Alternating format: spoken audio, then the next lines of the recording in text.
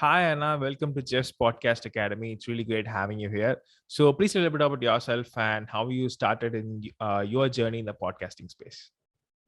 Well, thank you. Thank you for having me. I'm very excited to be here.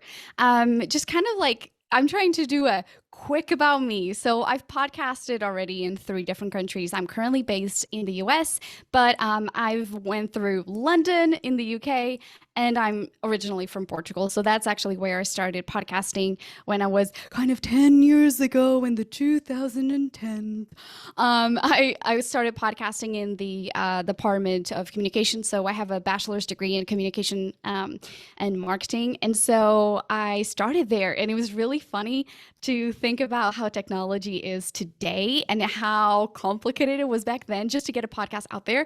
So I'm really excited that technology has evolved to a point where anyone can just start a podcast anywhere without having a deep skill set. Even though I have a degree in communication and marketing, and I do believe that, if you are passionate about something, you do not need formal training. That's such a Hmm. big misconception. That's actually something that holds so many podcasters out there because they're like, I don't have formal training, or Yeah. I just don't know what I'm doing. I can't possibly do something up to the level that I'm used to. So, like, for instance, if that's not your degree, you're like, oh, I can't possibly do that. So that's something that as part of kind of like my methodology, I love doing that.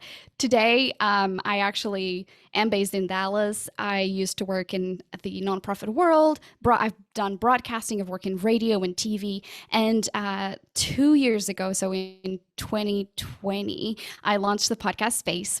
Hmm. So I launched the company to provide education for podcasters who are creating and educating their communities. And their just whole concept is helping and making the world a better place. So I wanted to help podcasters who have a great message, but are kind of stuck in that imposter syndrome. So Yeah. I've created a ton of resources because I was like, I want to help people. I want to do my own thing and focus on just helping the community get educated on things that are really holding them back. Awesome. That's really amazing. And you actually started way before. Okay, you actually started way before everyone. Like you said with your own voice. So I think there is one question that it's kind of popped into your mind, and it's really intriguing because do you think the barriers to entry to podcasting is kind of like less or more than before? Oh, absolutely democratized. Podcasting now is so accessible. I love it. I mean, just to explain, I think like I need to go back to explain how complicated it used to be. Hmm. So before you had to understand microphones. You had to really know there wasn't kind of the type of microphones that is entry level. I mean, they sounded really bad. Yeah. And today you have microphones who hook up directly to your computer. 10 years ago, most people, again, the internet wasn't as prolific as it is today. There was less information. So I started in my university concept. So there was, soundproofing equipment and just like all of these things that you had to learn how to run an audio board and understand how technology worked. And then how that spoke to the computer. And if there was an issue, you'd be like, I don't know how to fix this unless I Yeah. have like an understanding of how this runs. And so today you don't have any of that. You have like just a microphone, like for instance I am right now. It's connecting directly to my computer. In terms of editing sound, you had to understand audio. You had to understand a software and how to record and what speaks to what. Today is literally you can go and there's softwares like Descript and Hmm. just Anchor FM in which you just connect your device and you record directly there. Descript is great because, for instance, you record your audio, it translates it to a transcript, and you added the transcript. And Yeah. there's a lot of AI, so I can't say this word. Artificial intelligence. There Patience. you go. That really helps people start without having to worry about all the things, right? Like, how do I understand how the computer speaks to the microphone and recording space and all of that? So, absolutely. Today, people have, I would say, almost no excuse to start a podcast because hosting is different. You had to host it to the cloud, to a kind of a location. Today you have an interface, so you have a software that says, hey, put your audio in here. Before, it's like upload an audio to this thing and then code a few things and then it will be up. And unless you go to these one's website, you cannot find audio. And today is like, well, you have everything in your phone. So it's so easy. And I'm so happy. I'm not one of these people that are like, are gatekeepers. Like, I am an editor and a strategist. Therefore, like, I must protect my kingdom. I'm like, I am happy that people have tools to get their message out there and just, improve just as you go. Maybe you start making some money or you start getting traction and then you can pay someone. Again, to me, it's important that you get your message out there. If you can work with me and can afford it, awesome. If not, you can still get your message out there. Got it. Just two things from that. Awesome voiceover stuff. It's really amazing how you do, just changing here and there. That's really great. I just want to just mention that. And number two is, that's totally true. The barriers have been entirely broken down. But, just from my perspective, the one barrier I kind of always see people face, at least, or even I face a lot of times, is that the perfection. Like, people have a lot of knowledge. What happened? Oh my gosh. No, I'm saying, oh my gosh, it's true. It's true. No. Sorry, I tend to be overly dramatic. You're like, what happened? Yeah. Sorry. Perfection, you were saying. Yeah. So, perfection is something like, to be honest, like when everyone make reels, with dancing or all stuff, I mean, like, I'm not a guy who, I did dance when I was like my 6th standard or something. I was doing a lot of stuff, but later on that really didn't catch up for me. I want to talk and put out content there. So I think for some people, they want to adapt to the certain things. Perfection is kind of like a blocking barrier. The knowledge is like, the way knowledge is gained is like entirely taken out, but perfection is something that's, at least in my opinion, is really a very bad barrier that's been happening these days. Yeah. I totally agree with you. I really hone down in all of the content that I put out, whether it's the articles we write on the website, whether it's on social media, or through our newsletter. I really, really explain to people it's not about perfect, it's about progress. And you have I'm not a perfectionist, so I kind of understand where people come from, but I am a little bit below. I have a high work ethic, so I believe in doing things right, but I do not want people to get stuck and overthink things because they need to be perfect. The one thing that you think is totally wrong and oh my god, maybe the thing that makes someone else relate to you. And with a clear example, let's say you're talking on an episode and you kind of shared something that wasn't very clear and you're just hesitant on putting that episode out because it's a little messy, but you're missing out on all of the other things. So your perspective is not the same as your audience or your community. If you are the expert, your level, and for people who are just listening to this podcast, I have to visually explain. So if you're higher up on level, let's say F, and your listeners are still on level A, and you're like, there's no way I can possibly share this. If your audience is actually level A, they're going to be blown away by what you're sharing. So that one hiccup that you have on your show, it's totally going to go over their heads. They're not going to notice it.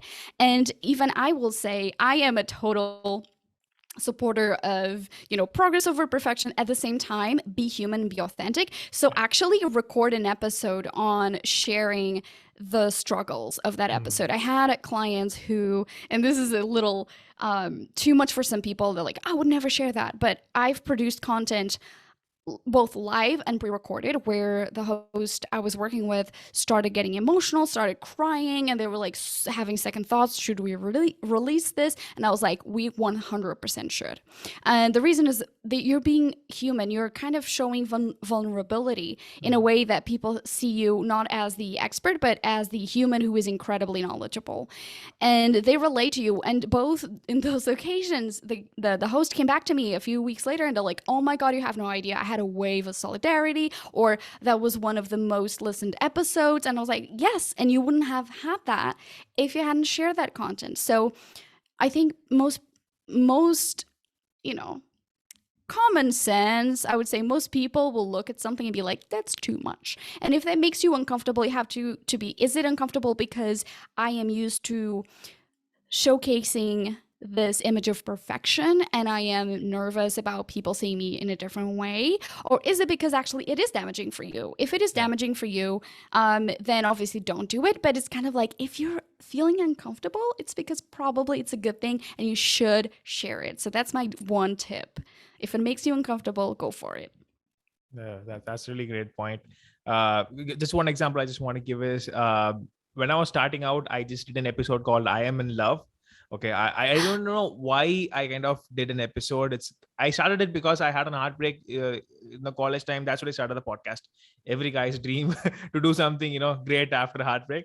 So that's what I did, and I don't know why till to this date that episode is kind of getting trending here and there in my podcast. I won't listen because I would have sweared a lot in that episode, and there will be some background music going on. So cliche and stuff will be there, but I don't even know why, because people's perspective, maybe they want to hear it for some reason. So I guess you're right. The perspective that you have might be a little bit higher than the audiences, and they may look at it in a different way. So yeah, that's really a valid point. Yes. So, well, thank you for that. I actually want to touch on something you said. One of the reasons why I'm so consistent is because when you're talking about reels, for instance, you were like, I'm not the person to dance. I don't like dancing. And it's totally okay. And that's such a big misconception. I'm a content strategist and I help people figure out what is a strategy that's going to work for their podcast to grow their online influence in their business. And people come to me and they're like, Anna, I don't want to dance, or I don't want to be talking on my podcast about things that I don't feel passionate about just because they're trendy. And you don't have to. I think the most important thing that you need to think about is there's a community out there, what podcast strategists call niche, or just content strategists in general. So a niche is nothing more than just a community of people who share the same values or that have a problem or a pain point that you want to address and solve.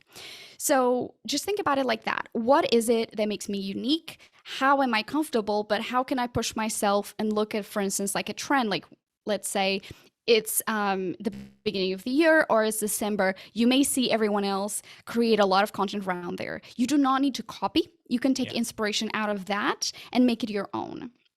Now, I really am on all social media, but I am so supporting of using tools that actually simplify your life, because I myself, I'm going to be honest, for the past 2 years, being a business owner, running my company, running my team, running client work, I burned out because I was just giving. And that's something that, again, I sometimes talk about on how we need to be intentional with our time. And that is also not just being intentional about the content that we create, how we create it, and how it actually furthers our business goals. So if you're just dancing for the dance, or you're putting podcast episodes out just to have that consistency, you're going to burn out. You have to manage your energy, and it's a learning curve for me. But how I manage to do that, how I keep that consistency is, for instance, I create batching times, and batching is just allocating a time when I just create content. So when we multitask, and I am such a good multitasker, I used to run like 3 computers at the same time when I was broadcasting podcasts. So I had like my camera switching my computer, and then I had all of my software that was running all the things, all the visual cues, and I had another one for social media comments, and I was like, I'm so good. However, that works for that situation, but as a business owner or as a content creator, you really need to be focused in creating space for your creativity to run, or identifying times of either the month or the week or the day where you're most creative and allocating time just for that. Because when you're multitasking, you're losing about 30 to 40% of your focus and your ability to actually stay in the moment and just be just be really good at that. So I normally start writing ideas, and then out of the blue I start having more ideas, and I just like start writing all of these Yeah. ideas, and I'm like, okay, I just need to go. And then I go and record content, for instance, throughout the week. Hmm. I would like to say that batching is important, but also you have to adapt to how you are. For instance, I am a shiny syndrome person. Like, oh, shiny object, that's so cute. Okay, let's do all these things. And I have to stop myself and be like, no, no, no, no, no. Stop that. Let's focus on this. Let's get this right and then move forward. Hmm. So my favorite tools, I use Canva. So I used to work with Photoshop, and this is actually a section that I want people to really focus. Hey listener, if you're multitasking, this is the time to focus right now. Okay. So, on your processes, when you are putting together ideas, think about your listener, not what you want to say, but your listener. What pain point do you want to help them solve? And what are they struggling with? And think about all of these common questions that you get and how can you solve them. So when you start thinking about ideas, they will come off on like, oh, could this be a solo episode? Could this be an interview? Could this be a lengthier episode where I cover 3 different things? So think about like, how can I use this one topic in multiple ways that will transform your content creation, because you're thinking, how can I milk this idea? And so you're doing all of those things, you're putting everything together, and then you're going, oh, it's time to go on social media. So, one thing that I see a lot of people do is just fiddling with a lot of details. Hey, if something is a Canva template, it's a template for a reason, it works. So, Yeah. stop altering it 90%, change it 10%, move forward to the next one. Is this going to be a quote? Maybe not. Maybe it's going to be an audiogram. So figure out like, do I have the time? Do I have the bandwidth? What can I do to make this go faster? Maybe I don't have the time to create a whole video. Maybe I just put it out as a quote. So think about that. What are the energy that you also have? So I use later.com, which is a scheduling tool. You add your social media. They have a free what is it called? Tier. Yeah. So you can start with a free experiment with that. They enable you to do a lot of things. You can schedule multiple posts at the same time on multiple platforms. So that in itself saves you so much time. And if you work through batching, so if you say, okay, on Mondays are my content creation days, just go for it, start working on a Monday and get all of the week done. And then you're like, I'm done. Anything else that you want to create out of that, kind of like out of inspiration, it's a bonus. But your consistency is there. Your audience is seeing that. And I think that people overcomplicate it. Sometimes something inspirational, something that happened in your day is enough. You don't need to be just dropping original content, information that is going to blow their minds. Well, the first thing that I always, kind of like have the fear is that FOMO actually. So for example, whenever I'm starting to sit and create content, I have this bad habit of opening YouTube first. I don't know. Whenever I open Chrome, the first thing I go do is, I don't know why. Mostly I kind of like hear songs all day long. Songs is like my thing. It's like I always hear it. So I open YouTube first. So the problem is the next tab when I open Google Doc, where I would have put the script and everything, I would be like, okay, let's just go and put a song and see, get inspired or whatever. So when I go there, then I see the people who are in my niche putting on content like podcast and SEO, podcast, how to start a podcast in 2022. I'll be like, should I do this or should I do the ones in my talk? What should I do? That is where I get stuck. And I'm like, oh God, it starts again. So mostly I try what should I do is that I won't try to sit on my front of computer. Mostly I try to do a normal recording. Then from that I'll just try to convert that into some sort of micro content only, because I don't know why it's really hard. Now I think I'm kind of getting the touch of it, creating a lot, like patching content, like you mentioned. But mostly inspiration hits me all the time. And whenever it hits me, I won't be easy to record. I either have to take my phone and record. Sometimes mostly it will be outside. Then people will be, my friends especially, they will be like, dude, what are you doing? I mean, like, just give me 2 minutes. Just give me 2 minutes. And they'll be like, oh, you're talking to your girlfriend, Girlfriend, Dude, you have no idea what I'm suffering from. Do you think this is way bigger than my girlfriend, man? So it's like that. So yeah, mostly that's how my inspiration hits me and I try to record. But I think the FOMO is something, the fear of missing out is something that I've always like, had a barrier as. So yeah, I guess that's how my process goes. It's a very big learning curve for me. Yeah.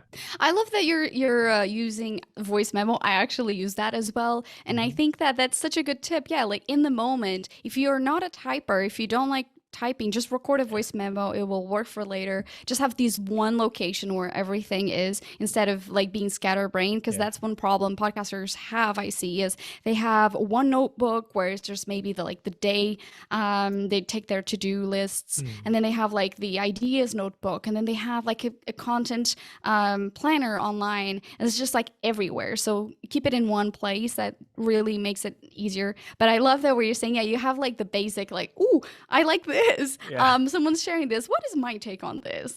So having like those standard kind of staples throughout the year, like, do I want to say something about World Ocean Day or Sustainability Day? Yeah. And then get those done in the year and then move from there. That's my tip for most people, to be honest. That's great. Like you mentioned, like, like the other thing is like the FOMO thing. Why, how I'm trying to get over is that to get on trends and what is happening in the podcast industry and everything is going on. So I kind of signed up to all the podcast business journals, Sounds Profitable, Pod News, all these places I've signed up on and see what are the things that's going on. I really try hard to create content out of that because those are some really interesting content that people are actually They kind of are. happening in the news happening. So Yeah. So I would like to say I've been kind of thinking about that this week as I was doing some DIYs, and I was like, I wonder what's going to happen this year. I do think that micro content is going to have a huge moment. Hmm. So think about, long form content. People don't have as much time, or they are Yeah. more intentional about how they use their time. They may not be commuting as much. So micro content is a way, and by what I mean by micro content is making sure that the content that you're putting out there is kind of, for instance, under 15 minutes, 8 minutes. There's a big misconception in the podcasting world where if you release something that is under 20 minutes, that's unvaluable. That has Hmm. absolutely no value. And I'm like, I do disagree. I listened to these podcasts when I was driving to work. The guy was talking for 3 minutes, and I re-listened to that episode maybe like 4 times because I was like, oh, this is so good. Let me listen to it. I think I missed something. So micro content makes it easier for you Hmm. because you have more time to record more episodes in one sitting. It's better for your numbers because your listeners will replay more episodes in one go. And it's better. I wrote a whole article on this, why Hmm. micro episodes are, and I did this already last year, why micro episodes are, one of the best ways to create content, because podcast creators, podcasters, and content creators in general really have a lot. You can't just create a podcast and expect it to be found. You have to Yeah. remote all of that. So if you're creating micro episodes, you have more time to make more resources to lead your ideal listener Hmm. toward your content. So that's one thing that I think, and I'm just going to stick to, I think, two. And my other thing is video. Hmm. If you haven't been on the TikTok train, on Reels train, I totally understand because, we were trying to survive for the past 2 years, and some people get very overwhelmed. Yeah. But I will say it takes no extra effort to Hmm. record your interviews. And instead of you creating multiple content out of your day, after the fact, record everything you do Hmm. and make it a little less polished. I will say that I've worked with a ton of content creators that were pumping content that were like OG content creators back in 2010, 2015. Today, the content that people expect you to put out there is very different.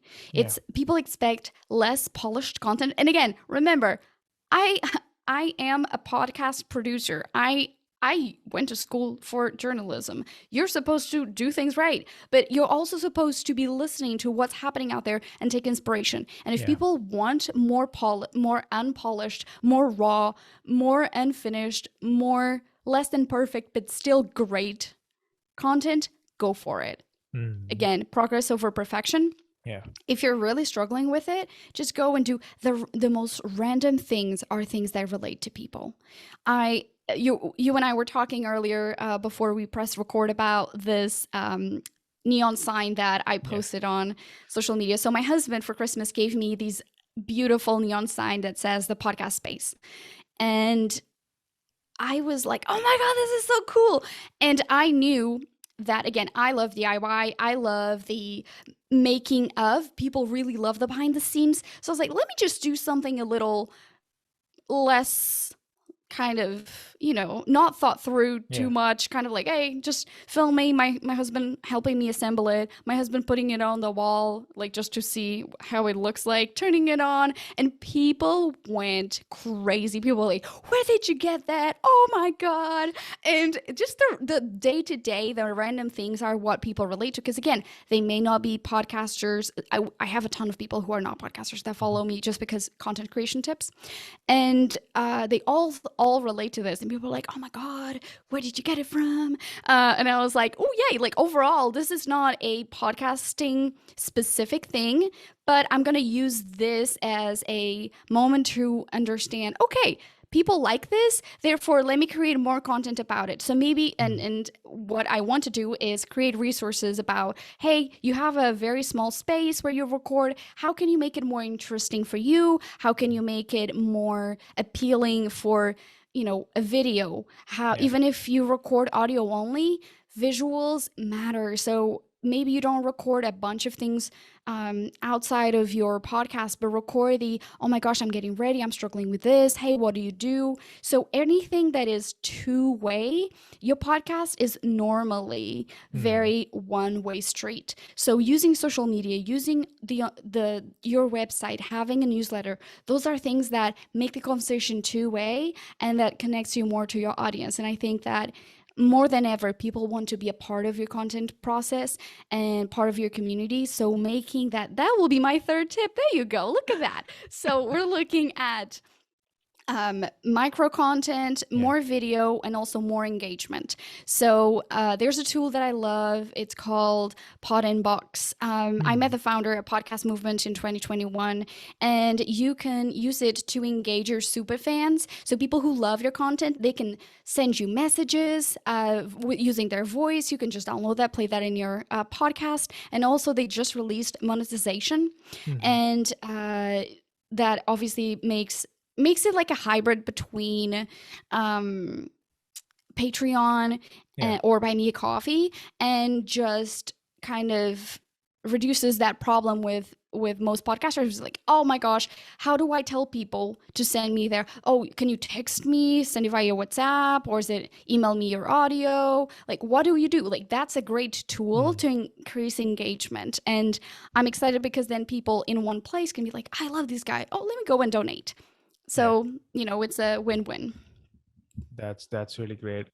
Just from the three things that you mentioned, I just want to confirm a few little things for the audience so that they could get a little bit of clarity on it.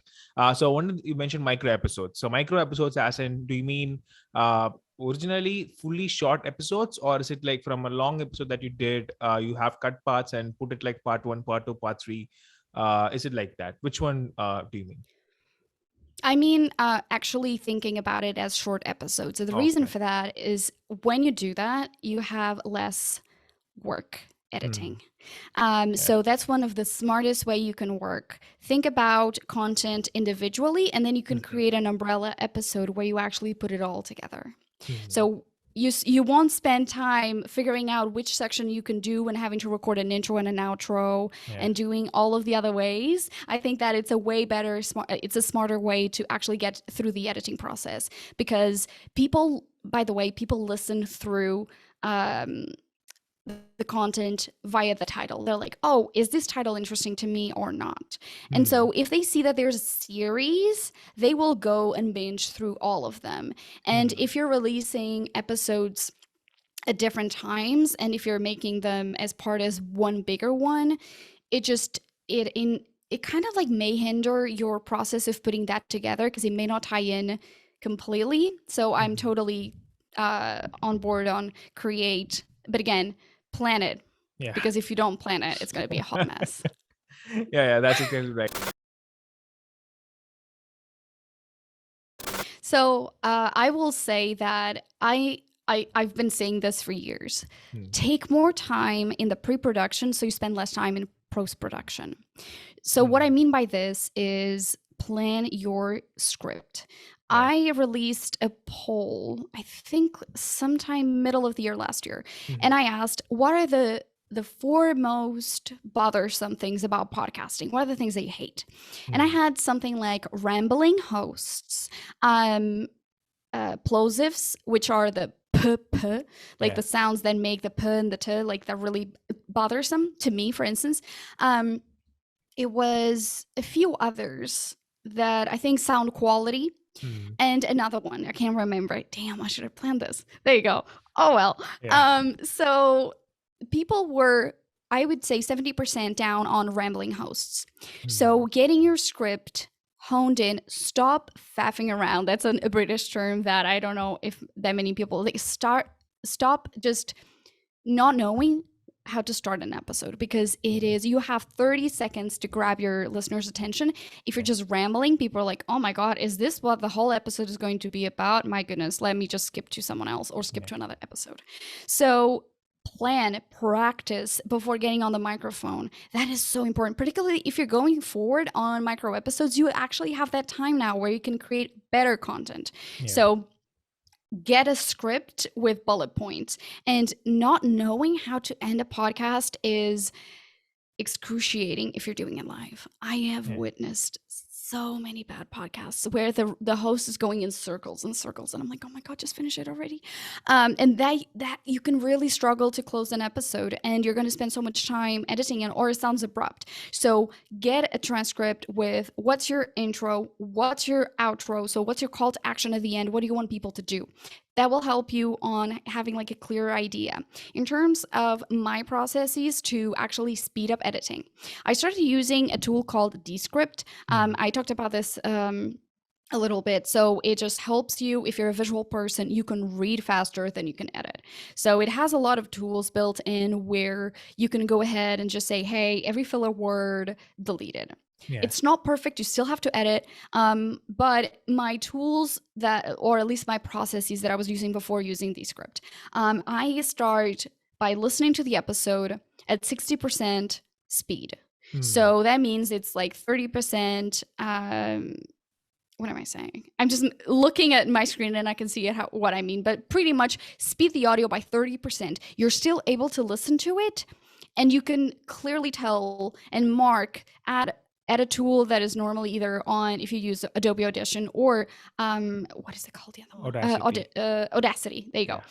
Those have built-in tools. Just figure out what the marker tool is, and you can just mark it. So what will happen is you'll see visually where there are editing sections. And so you can do that at the end of the interview. If you have an interview, just kind of like jolt your notes down very quickly and say, hey, around a minute, whatever, there's a redo. So again, I think getting work done before you record is an amazing way to speed down the process, and also honestly be more forgiving.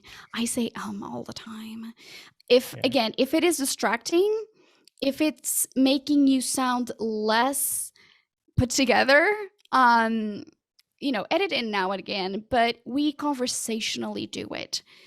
You're going to be more present if you're not thinking about it, and also if you're not practicing. Your brain will just go all over the place and speak slower. If you speak slower, two things will happen. One, you're able to edit the episode better. You don't have to fiddle around with maybe having filler words and something else because it doesn't flow naturally. And second, your brain can catch up. You won't be saying that much. Yeah, that's true. Wow. The last point, I think I will definitely be a greatest example. Speaking slower. I mean, but my mom, she's like, when I was studying 8th standard, she said, if you speak like this and if you go and sit in an interview, that interviewer guy will be just running away from somewhere. It is like, so the one point, like you mentioned, like my brain catching up. So it's like my brain kind of process a lot of information at so fastly. So my tongue is like, come on, just put it out, just put it out, just put it out, put everything out. So it will be like that. But yeah, I'm still practicing, and I don't know. I kind of like talking fast. I don't know why is that. Maybe I just fear that the time may be running out. I'm kind of a bad scenario guy. What if something happens all of a sudden? So just have to say everything. So it will be like that. But yeah, I think the one thing matters. And another point that you mentioned is the closing. I trust me, I'm the greatest example of all time. For example, I really didn't understand how the closing actually works, because you may want to say something and the guest want to say something, and it took a lot of people's feedbacks and experience that in order to get this going. So I guess that's something that a lot of people can actually can improve actually. But yeah. And I will say, being a producer for, honestly, I've worked with over 40 professionals, so it got me into like knowing a lot of things that went wrong, and I was like, mental note, talk about this in the future. And something that I see people struggle with is how to interrupt a guest when they're going over time, when they go on a tangent, when they go on their own agenda. It is difficult, and you have to own the interview, and you have to interrupt, and it is uncomfortable. But if they're just going on and on and on, like I'm probably going on right now. Trust me, I've had a person who's gone on for 1 hour, straight on 1 hour. Okay, I had a guest, 1 hour, one whole hour. That guy, I just asked him, please tell a little bit about yourself and how you got into this journey. He's not a podcaster. He was actually kind of like a small business owner. I really like that guy. I just wanted to do an interview with him. So he went on for that one question for 1 hour. So he was on a full flow actually. I don't know. Maybe it was a mistake for me. I didn't stop it, but yeah, it was. He went on. So trust me, you are not definitely going on and on. Definitely not. Good. That's good to know. I'm just so passionate. That's the problem. I'm very passionate about helping people improve their podcast, because again, it's not hard. It takes just practice and being gracious with yourself. Throughout this whole podcast interview, one big fear that I have, that I talk with my podcasters, but I should create a content about that, is because I'm multilingual. I'm not a native English speaker. I speak Portuguese. That's my native language. I spoke Spanish. I spoke French. And then I've been living abroad. Again, I studied English, but I mean, I've been living abroad for 10 years now. So sometimes I'm literally so afraid of not knowing a word that I just sometimes it keeps me awake at night. I'm like, what if I'm being interviewed by a really important person and like, I cannot remember the word? So I just try to incorporate that in our interviews. Sometimes I can't think of words and I'm just like brushing it off.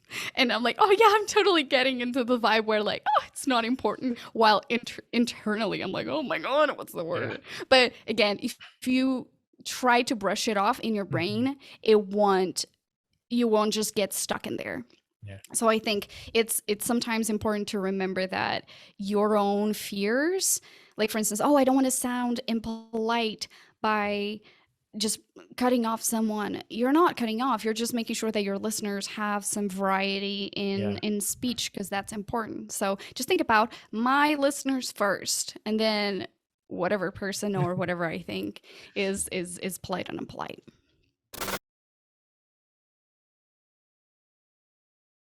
Okay, before I answer that, I have to reveal a secret. Okay. So it's funny, and I guess just to prove the point that we've been talking about on this episode, which is what you think is imperfect, like you have no idea what actually happens behind the scenes sometimes as a listener. So you're saying that the video that we recorded, which was about Travis pretending that he's interviewing me, and we just finished this interview, and he goes, oh no, and I'm like, Travis, what's oh no? And he goes, oh no, and I was like, oh my God, I start building up, like, what the hell? And he was like, I forgot to press, you just see that he forgot to press record. And that video, I had to make so many takes because I kept messing up, and I spent probably like an hour because I had to do multiple shots in different ways. And he recorded his own, all of that, and then he gave me like 5 or 6 versions. Okay, like that was not a one take wonder. Yeah. It took a while, particularly because he was like, hey, I think he didn't say mess it up, because he's a wonderful human, by the way. He's lovely. And he was like, hey, I think, would you mind saying this other thing? You said the other thing that wasn't supposed to. I was like, darn. So just sometimes like what you think is kind of like still imperfect. You're like, oh my God, and you have no idea. I was like, just publish it. I don't care. So if you forget to record, this happened to me, and I will say even more embarrassingly, when I was someone's producer in a studio, I forgot to press record. And Oh the my God. reason why I forgot to press record was, and I noticed halfway through, I forgot to press record, but it wasn't, we have backups. So it was on one of the backups. And so my advice to that is have a process, a framework that you can follow. I actually have a cheat sheet that you can download. I will give it to you so people can go onto the show notes and download it. And you can just go through, hey, check this, check that, check that. So that's a great way to avoid that. But if you get there to that point, don't overthink it. Just, we've all messed up. So just tell your guest, oh my God, you're not going to believe what I've just done. I forgot to press record. And you kind of like, how can I say this? If you forget to press record and you can keep thinking about, and you get stuck and you're in your head about the fact that you forgot to press record, the interview you're going to record right after, if they have the time, it's going to suck. Yeah. So just move on, right? So just say, I'm so sorry. Hey, that was a great trial run. That was a great job. Let's go. Now, haha, joke. Sometimes if you're interviewing a high profile person, oh my God, that is like 20 times more likely for you to mess up, because you're so nervous. Probably you're not in the right headspace. And so having a checklist will really help you. At the same time, sometimes happens, like for instance, you had to be rushed into the interview and you skipped something. So you can always say that if the person has no time to do an interview, just say, hey, let's record something now.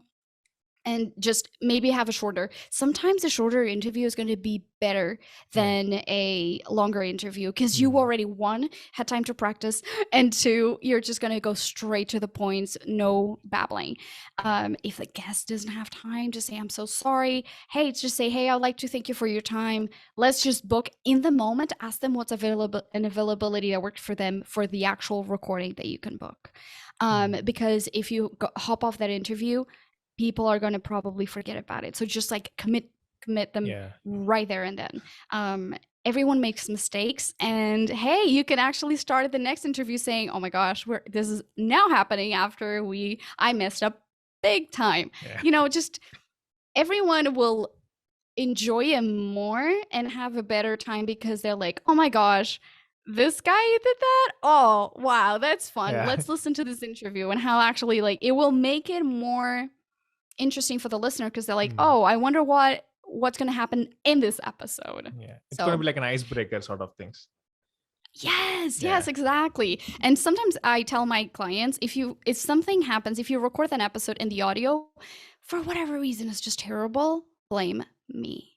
Blame me as the editor. Oh my gosh, my editor accidentally screwed up the audio, right? Like just say that, and just, oh, we have to record again or something like that. Just, hey, blame your invisible editor. Like they don't even exist. If you struggle with kind of like apologizing, just say, oh my God, I'm deeply apologetic because my editor did that one boo-boo. You know what I mean? Like it's just people are human at the same time, so they'll understand. Got it. I guess I think, for that too, you have to be a really great human, in this world right now. But yeah, I really get that point. Yes, I would love to ask you, what is the one thing that everyone that talks to you, like when you're related to podcasting or not, what is the one thing that people that you think or that you wish people ask you more about? I guess probably, I'm answering this in a way because I'm a nerd. Actually, I kind of like from school to college, I was like so studious. So I think if people could ask, like, how to properly gain knowledge in some particular area, if they, what are they interested in, or how to find something that interests them. This is, I think, a lot of people, like, really hard to find whatever they're interested in. For me, I started as a video editor, but then later on just came on. Then I discovered podcasting, like in an advertisement where Gary Vaynerchuk will be saying, like, you just take out the anchor.fm, just pitch the record, and you just publish it. That's all. You'd be doing this in an advertisement on Instagram story or somewhere. So that's how I discovered. So it just came on. It's a process. It's not like you would be, jumped on one thing and just you will be settled there for 10 years or 20 years. It will happen for some people, but not a lot of people would be having that. So if people could ask me, either in podcasting or whatever it is, instead of always thinking about what result I could get, if they could ask me, how can I learn this technique to get that result, it would be really great. Like, there's a saying that if you give a fish to a hungry person, he can survive for the day. If you learn him how to fish, he can survive all the time, something like that. So yeah, that's something that I really wish people could ask me that. Yeah. Yeah. So now what you can do is take this right clip, and then just post it on social media and go, y'all, ask me more about this. I'm so passionate. Let's talk. Yeah. And if in case you guys contact me and the conversation starts, please forgive me if I talk long. I'm really a guy who really loves long conversations. So yeah, please forgive me at once. No, you're a great guest, a great host. I mean, I was just thinking about that. I was like, man, like, just so effortless. The conversation flows very well. So that really makes at least me as a guest just so easy. Again, I am normally a nervous wreck when I have to interview other people. So I just because I'm like, again, I'm not a perfectionist, but I'm like, I must do this thing right. And you're just like so chill. So that's a great thing that you already have going for you. It's just, you just made me feel kind of easy, no problems. It's going to be fun. We're going to have a great time, and I appreciate it. Oh, thank you so much. That's really means a lot. So thank you so much. So the one thing, that important thing I want to ask you is, I am kind of like a big fan of Spanish language. I'm still learning. I'm not like a big guy in learning this, but if you want to say a few words about the podcast, you already said it in the in English sense, but I want to say your really honest opinion in Spanish. Okay, but you don't need to tell me the translation. Okay, you don't need to tell me the translation. Whatever things that you thought, even if it's like 4 words or 5 words, it's fine. Okay. But wait the in Spanish, from like, I think what I was like, okay, my honest opinion on what, how this episode went. What are your thoughts? Just like that. Yeah. Okay. Just let me start by prefacing by this. I grew up listening to Spanish cartoons. That's actually how I learned. I do not have formal training on this, but okay, so I apologize about what I'm going to do. I don't practice enough, but here we go. Pues la conversación fue muy bien y me gustó mucho. Pues gracias por tenerme aquí. I don't need the translation, okay, but yeah, that sounds really good. I guess. Well, I pretty much just said the conversation went very well, and I had a great time. So thank you for having me. Awesome. Thank you so much, by the way. Ana, thank you so much for hopping onto the show. It's really great. We had a lot of awesome, conversations. I know it's taken too long than the, pointed time. So it would be great if people, if you could mention where people could find you, the cheat sheet that you mentioned, and other things that you are providing. It would be great. Yes. So thank you for having me. If anyone is wanting to learn more about podcasting, I have, again, as I said, multiple resources that are free on our website, thepodcastspace.com. So people can go in, and we have a search bar. So just go in and type whatever you're looking for. Everything is written for a beginner level. And also at the same time, in February, we're launching a podcast course to help you use your podcast as a pretty much like the pinnacle for your content creation online. And again, it will be something that anyone coming out of any background can really use to grow their community and influence to this one piece of content that you love and you're creating one time without feeling overwhelmed. So all of that you can have, you can join the waiting list on the course tab of thepodcastbase.com. So that's definitely the place to be. If you're social, definitely join me on Instagram. That's the place where I live most times. I love having conversations there. And I'm also on TikTok. So the podcast space on anything. So that's the place to go. So that's actually how we met. You Yeah. found me or I found you, one of those things. So Yeah. all the good things come out of Instagram. Yeah, and I kept annoying you a lot. You finally had to. So, yeah, apologies for that. No, Uh, I had a blast. You see, I was the one holding back because I was like, I have these bio sheet that I need to get done before, so I want to send it over to for you to have all of the yeah, great resources, like all the things that you need to know about me. yeah. But I really actually got everything, and definitely, guys, I linked everything in the description below and in the show notes, and also the resource that she mentions, like later.com, a lot of tools. So yeah, we'll definitely mention that. And thank you so much, Anna, again for hopping onto the show. And guys, I'll see you in the next episode.